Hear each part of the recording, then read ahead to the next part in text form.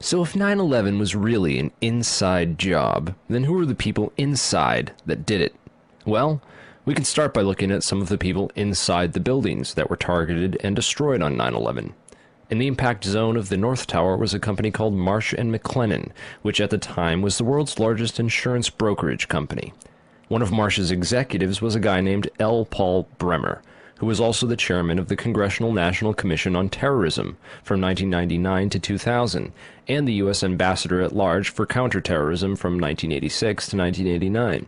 Instead of going to work on the day of 9/11 and dying inside the towers with hundreds of his employees, Bremer decided to go on MSNBC and tell the world that Osama bin Laden was behind the attacks and possibly Iraq and Iran, and then he demanded the most severe military response we can come up with. L. Paul Bremer was called away from Marsh in 2003 to become the Iraq occupation governor, a role he has been widely criticized for. So Bremer not only worked inside the buildings, but had offices directly in the impact zone of the North Tower where Flight 11 would hit. He missed work on 9/11 to give us the official story on national television, and went on to be the Iraq occupation governor. You really can't get more connected to 9/11 than that. Oh wait, you can, sorry. I forgot to mention that Bremer was also the former manager for Kissinger Associates. He was a member of the board for Akzo Nobel, the parent of International Paint Company, which produced a fireproofing application for skyscrapers called Interchar. Bremer was also on the International Advisory Board for the Japanese mining and machinery company Komatsu, which at the time had been involved in a joint venture agreement with Dresser Industries, the oil services intelligence front where Prescott Bush Sr. and George H.W. Bush got their start with Neil Mallon. Anyway, the Komatsu Dresser Mining Division operated from 1988 to 1997, and in July 1996 it patented a nanothermite demolition device that could, quote, demolish a concrete structure at high efficiency while preventing a secondary problem due to noise, flying chips and dust, and the like. As many of you know, residues of thermite, a highly energetic chemical mixture, have been confirmed in samples of World Trade Center dust, and the use of thermite at the World Trade Center was also revealed by environmental data. See the description for more links and sources. But wait a minute. It would have taken tons of this stuff. How could they get it inside the buildings and put it into place without anyone finding out? This would have taken hundreds of people. Someone would have talked by now. It just doesn't make any sense. Well, who ran security for these buildings? Marvin Bush's company Securacom Stratesec did, up until 1998 when that role was handed off to Kroll Associates. Yet Stratesec still retained security contracts that didn't expire until the day of 9/11. Both these companies have a suspicious cast of characters working for them. Bush's cousin Wirt Dexter Walker III was the CEO of Stratesec with a long history as a manager for CIA front companies, such as Glor Forgan. The corporate operating officer of Stratesec was a guy named Barry McDaniel, who came from BDM International, where he was a vice president of material distribution and management systems. He also had a history of involvement with black projects. Securacom Stratesec also ran security at Dulles International Airport, where Flight 77 into the Pentagon was hijacked out of, and also had contracts with United Airlines. They also ran security at Los Alamos National Laboratories during the time period that nanothermite was first being developed there. Then there's Kroll Associates, also known as the CIA of Wall Street. Kroll's managing director was a guy named Jerome Hauer, who, like L. Paul Bremer, survived the 9/11 attacks by going on national television to give us the first accounts of the official story. Before anyone knew it was happening, these guys apparently had it all figured out. In addition to being managing director for Kroll, Jerome Hauer was the national security advisor with the National Institute of Health, which managed the government response to the anthrax attacks shortly after 9/11.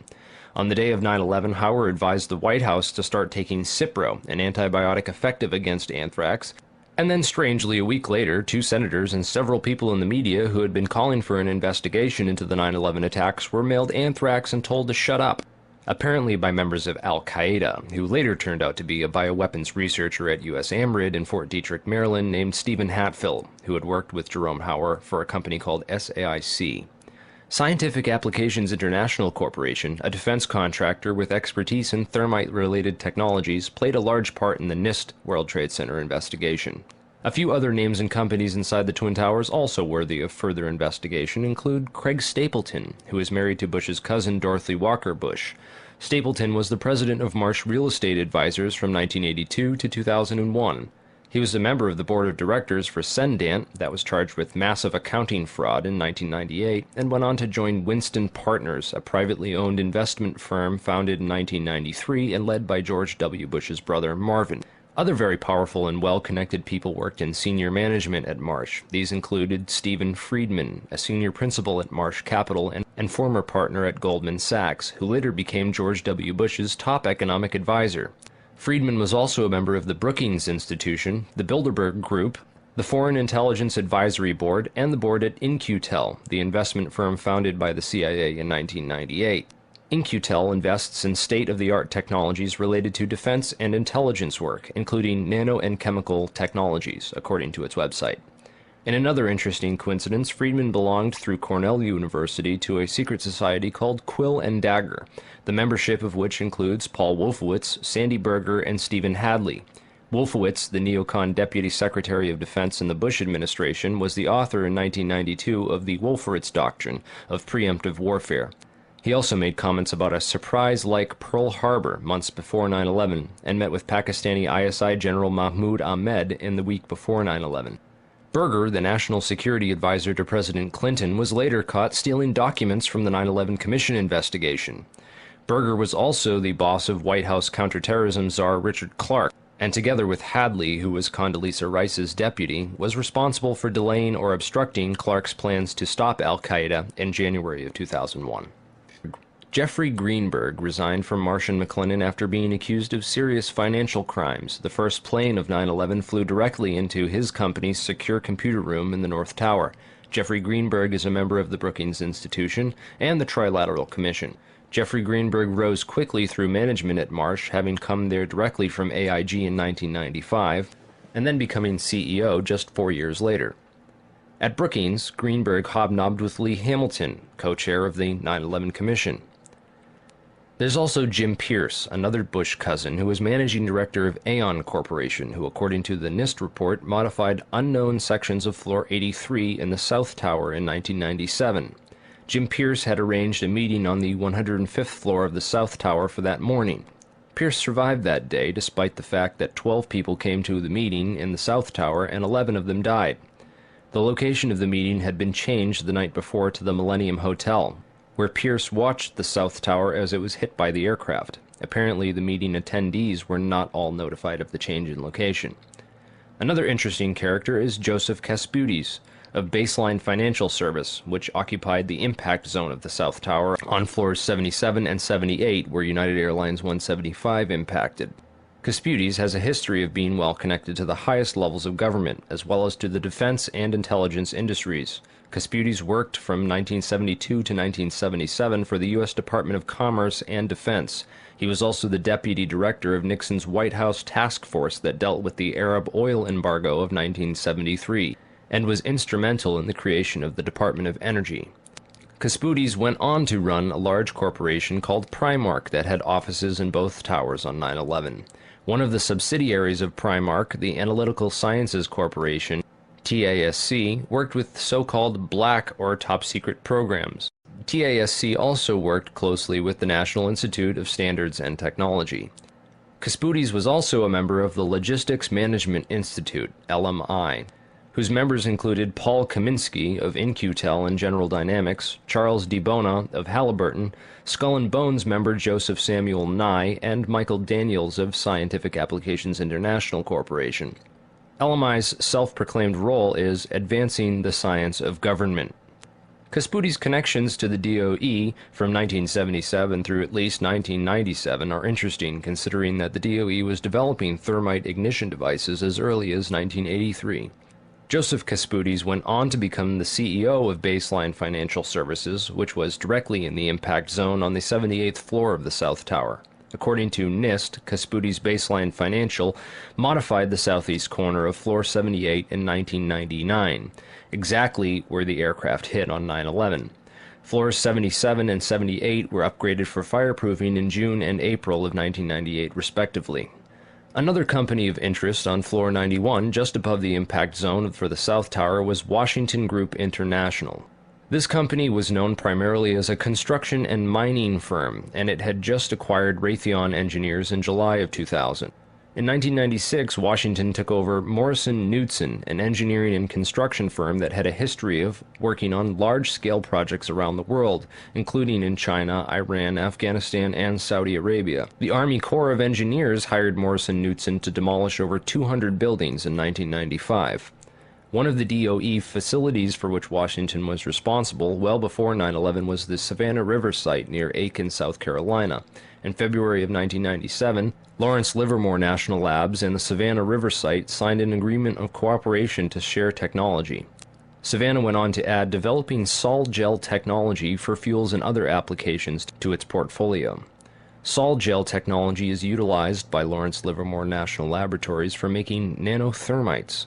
In another coincidence, Savannah River Technology staff participated in the search and rescue operations at Ground Zero by providing unique tools.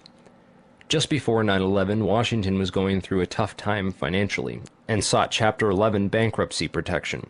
Securities and Exchange Commission documents show that Washington made court-ordered pre-petition payments as part of these proceedings to a number of companies, including Komatsu. Washington also made payments to Greenhorn and Omara, whose employee, Teresa McAllister, was a lead author of the FEMA and NIST reports on the World Trade Center disaster, and to Sumitomo Bank, which was closely allied with Komatsu. Building 7 was a 47-story federal office building in the World Trade Center site, which collapsed at 5:20 p.m. on the afternoon of 9/11. This building was home to the CIA, in fact, the largest CIA headquarters outside of Langley, Virginia. It also housed offices for the Secret Service and the Securities and Exchange Commission. One of the most interesting tenants, however, was then Mayor Giuliani's Office of Emergency Management and its Emergency Command Center on the 23rd floor. This floor received $15 million worth of renovations, including independent and secure air and water supplies, and bullet and bomb-resistant windows designed to withstand 200-mile-per-hour winds. Mayor Giuliani was a former U.S. prosecutor for the South District of New York from 1983 to 1989, who was in charge of investigating the terrorist financing Bank of Credit and Commerce International. After he left his job as a prosecutor to start a political career, he worked for a law firm called White & Case that actually represented BCCI. So he went from prosecuting the BCCI to working for a law firm which defended the BCCI. This was likely his foot in the door of this underground corporate criminal network. Giuliani would later help to destroy all the crime scene evidence from Ground Zero. Giuliani's sidekick on 9/11 was Police Commissioner Bernard Kerik, who appeared to be coaching some of Rudy's actions that day, keeping him away from the media and even answering questions for him about explosives in the buildings. In fact, Bernard Kerik gave us the first official government pronouncement that no explosives were involved in the destruction of the World Trade Center buildings. Kerik's department was also the same one that found that pristine, completely undamaged hijacker's passport, which survived a plane impact, and Fireball, which destroyed 2 titanium black boxes and 3 towers. Yeah, Kerik would later receive a nomination from President Bush to become Director of Homeland Security, which he declined for personal and political reasons, and instead took a job training the Iraqi police force in Iraq alongside L. Paul Bremer. Both men are credited for turning Iraq into the unwinnable quagmire it is today. In February of 2010, Kerik was sentenced to 4 years in federal prison for conspiracy and fraud charges, unrelated to the crimes of 9/11, unfortunately, but it still goes to show you what kind of person he is. Definitely the kind of person you'd want inside the New York City police force during a staged event like 9/11. And lastly, we have the Pentagon. It's certainly peculiar, to say the least, that al-Qaeda terrorists hell-bent on destroying the USA would not crash their plane into the north wing of the Pentagon, where all the most important offices were, like Donald Rumsfeld, John Ashcroft, etc., and that they would instead choose to target the one section of the Pentagon that had most recently been refurbished to withstand missile impacts. It's also interesting to note that the company which completed the $258 million refurbishment to Wedge 1 of the Pentagon was also hired as a contractor to clean up Ground Zero in New York City. Wedge 1 also coincidentally housed the Pentagon's Budget Analyst Office, where DoD staffers were working on the mystery of the $2.3 trillion that was reported missing by Defense Secretary Donald Rumsfeld in a press conference the day before 9/11. The Pentagon's comptroller in charge of that money at the time was an interesting fellow named Dov Zakheim, a member of the Council on Foreign Relations, the International Institute for Strategic Studies, and a contributor to the neocon think tank Project for the New American Century. Zakheim helped write the PNAC document Rebuilding America's Defenses, in which he is credited for the line which states, Further, the process of transformation, even if it brings revolutionary change, is likely to be a long one, absent some catastrophic and catalyzing event, like a new Pearl Harbor. Several members of the Bush administration, including President Bush himself, would later refer to 9/11 as a new Pearl Harbor. If anything, the individuals and organizations outlined in this video are at least as suspicious as the 19 hijackers themselves.